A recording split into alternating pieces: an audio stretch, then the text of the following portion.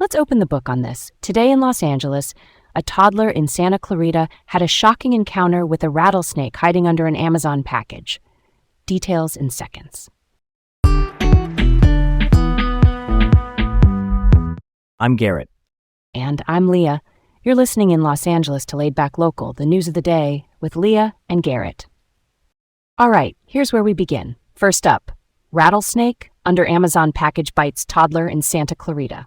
A 3-year-old girl named Addie, a Santa Clarita toddler, was bitten by a Southern Pacific rattlesnake, a venomous species common in SoCal. Her mom moved faced, drove to meet an ambulance, and Addie got to the hospital quickly. She received multiple doses of antivenom, which neutralizes snake venom, and doctors expect her to recover. This happened on July 13th, and officials say warm weather patterns have pushed snakes out earlier, making this rattlesnake season busier. In California, it typically runs April through October, but this year it's felt longer already. What a twist to find a snake under a package. That's not where your brain goes when you open the front door. Yeah, definitely not what I expected. A snake tucked under an Amazon box is a real curveball. While we're on a roll, just a heads up for folks, take a second when grabbing packages off porches, especially near shrubs or warm concrete. Rattlesnakes like shade and edges, and given the extended season, awareness is your best tool. I mean, that checks out. All right, let's roll on. Next up, tragic shooting. Stray bullet kills LA mother, leaving her baby's future in jeopardy.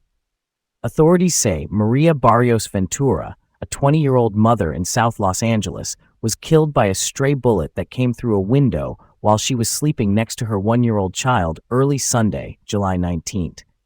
Detectives have not identified any suspects yet, and it's unclear whether she was the intended target. Her family is now working to cover funeral costs and to return her remains to Guatemala, where her relatives live, and to support her baby, who faces an uncertain future here. This one really resonates with me. A young mom, a baby, and a home that should have been safe. Real talk, this is the part of gun violence that ripples through families and neighborhoods. Why does a family have to face loss, legal processes, and international funeral arrangements all at once? That's so heavy. If anyone has information, getting it to investigators matters. In moments like this, it's about justice for Maria and stability for her child. Okay, let's move on. Next up, 21-year fugitive sexual offender caught living as LA Biopharma exec with yacht. Authorities say Ronald L. Fisher, who disappeared during a 2005 rape trial and was later convicted in absentia, the court found him guilty while he was not present, was living under the alias Richard Graydon, a false name he used to hide.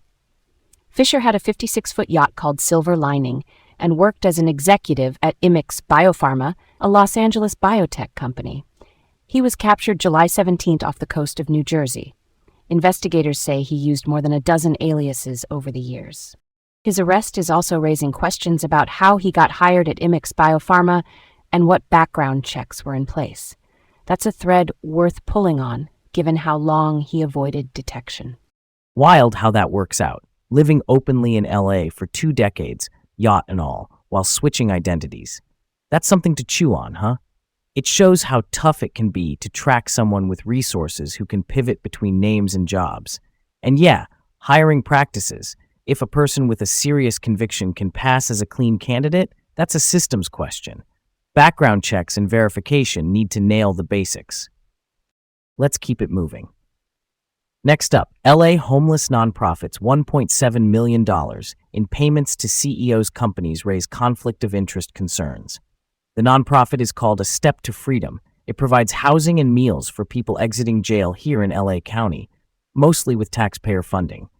County auditors and experts are questioning $1.7 million in payments to 2 companies owned by the nonprofit CEO, Kenya Kroom. The nonprofit didn't clearly disclose those ties in tax filings, and county officials have flagged conflicts. That's when personal financial benefit can clash with duty to the organization. They're asking for some funds to be repaid. Kroom defends the contracts, saying her companies delivered meals cheaper than outside vendors. For context, the group's revenue climbed quickly to about $5 million, largely from public funds. Timeline-wise, you see payments in 2023 and 2024 to companies tied to the CEO, then nearly $1.3 million in 2025 for meal services. The nonprofit is under audit now. Let's unpack this. Transparency is the heartbeat of public trust, especially with taxpayer money. A conflict of interest policy is basically a written rule book. If you could personally benefit, disclose it and manage it, or step back. I get the argument about lower-cost meals, but why not run open, competitive bids and clear disclosures to avoid the appearance of self-dealing? The mission is vital. People exiting jail need stable food and housing, and strong guardrails protect that mission and the people it serves. Switching gears just a little. Last up, new rule cuts federal loans for low-income earning degree programs. Under the Trump administration, the Education Department finalized a rule that blocks federal student loans for college programs whose graduates earn consistently low incomes. Think cosmetology, arts, and some mental health programs facing higher risk. The goal, officials say, is to curb student loan defaults and make sure credentials lead to economic advancement. Graduates should be able to earn enough to pay loans back. The department will use IRS data, the federal tax agency's income records, to check typical earnings about 4 years after students finish. Early estimates suggest roughly 5.2% of programs overall may fail this benchmark, with about 3% at public and nonprofit colleges and around 1/3 at for-profit schools. About 4.2% of federal loan students are in programs likely to fail. Supporters see accountability.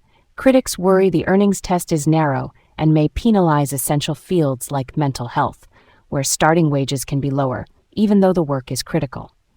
For students in LA, this could shape which programs keep loan access moving forward. Here's another angle to look at. I'm all for outcomes making sense. No one wants debt with no payoff. But tying loans to early earnings alone is a blunt tool.